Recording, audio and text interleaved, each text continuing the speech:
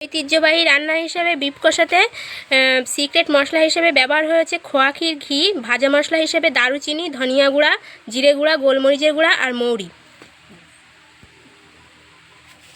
তো তোমরা বাড়িতে এইভাবে রান্না করে খেতে পারো পরোটা, সাদা ভাত, পোলাও ভাতের সঙ্গে, নারিকেল ভাতের সঙ্গেও খেতে পারো।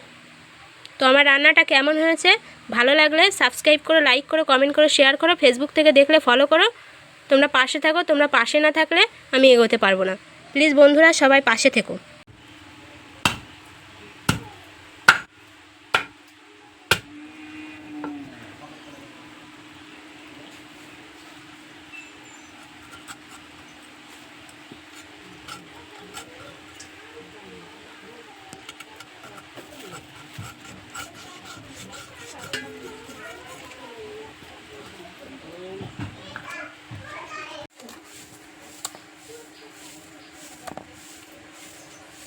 এখানে আমি 3 কেজি বিফ নিয়েছি।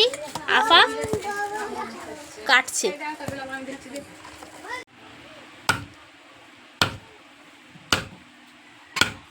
বিফ রান্না করার জন্য সরিষার তেল দিয়ে দিয়েছি, বড় এলাচ আর রংফল, ডালচিনি তেলে দিয়ে দেব। দেখেন বন্ধুরা, এখানে পেঁয়াজগুলো লাল লাল হয়ে গেছে। এবারে আমি মশলাগুলো দিয়ে দেব। লঙ্কার গুঁড়ো, এই লঙ্কার গুঁড়োটা আমাদের বাড়িতে বানানো। গোলমরিচের গুঁড়া। মশলাটা একটু জল দিয়ে কষিয়ে নেব।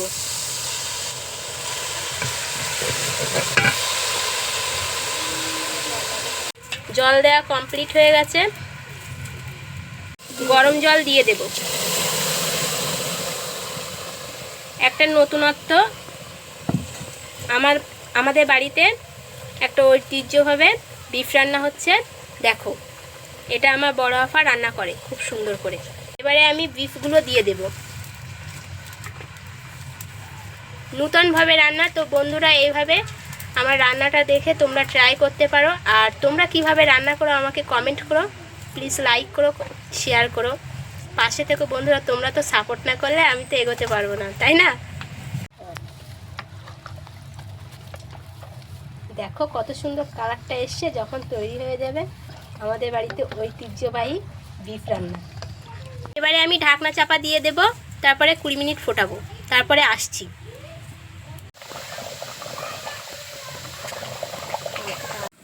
মাংসটা এভাবে সিদ্ধ হতে, দেখুন বন্ধুরা মাংসটা এভাবে সিদ্ধ হতে থাকবে। জলটাও অনেকটা কমে এসছে দেখো, আর বলক চলে এসছে দেখো। দেখতে কত লোভনীয় হচ্ছে।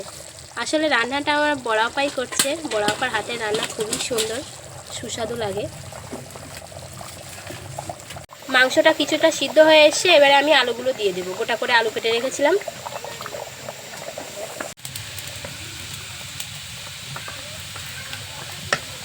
এবারে আমি ঢাকনা দিয়ে দেব। রান্নাটা প্রায় কমপ্লিট হয়ে আসছে। এবারে আমি হলুদের গুঁড়া দিয়ে দেবো। এই রান্নাতে ফার্স্টে হলুদের গুঁড়া দেওয়া যাবে না।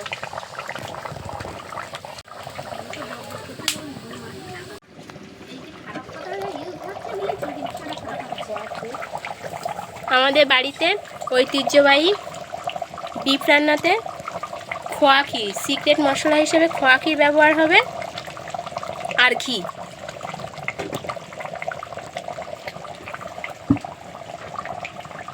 এই যে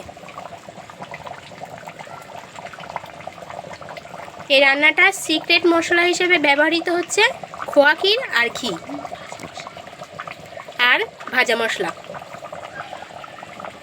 ভাজা মশলাটা কি আপনি? জিরে, গোলমরিচ, ধনে, দারচিনি। জিরে, গোলমরিচ, দারুচিনি। বন্ধুরা একটু মিস্টেক হয়ে গেল, এখানে মৌরিও ব্যবহার হয়েছে সিক্রেট মশলা হিসাবে। তো এইভাবে রান্নাটা তোমরা করে দেখো বাড়িতে, আর কমেন্ট বক্সে জানিও কেমন হয়েছে। আশা করি ভালোই হবে, কারণ আমার বড় আপার হাতের রান্না খুবই সুন্দর সুন্দর একটা রেসিপি। তোমরা চাইলে করতে পারো। আর তোমরা কিভাবে তোমাদের বাড়ির ঐতিহ্য রান্না করো সেটা আমার সঙ্গে শেয়ার করতে পারো।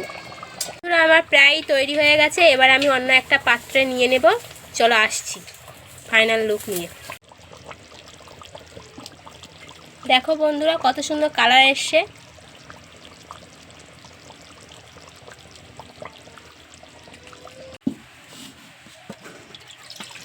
ওয়াও, কত সুন্দর দেখতে হচ্ছে।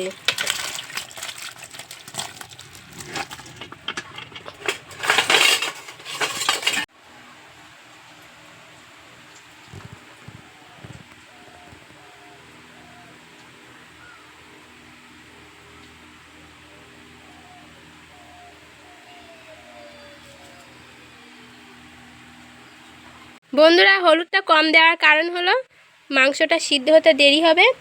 আর বন্ধুরা এই রান্নার হলুদটা দিতে হবে মিডিলে, প্রথমে দেওয়া যাবে না। সিক্রেট মশলা হিসাবে খোয়া ক্ষীর আর ঘি ব্যবহার করতে হবে। তো তোমরা এইভাবে বাড়িতে রান্না করো, ভাত, রুটি, পোলাও ভাতের সঙ্গে, পরোটার সঙ্গে, যে যেটা পছন্দ করো সেটার সঙ্গে খেতে পারো। খুব সুন্দর দেখতে, লোভনীয় খেতে হয়েছে।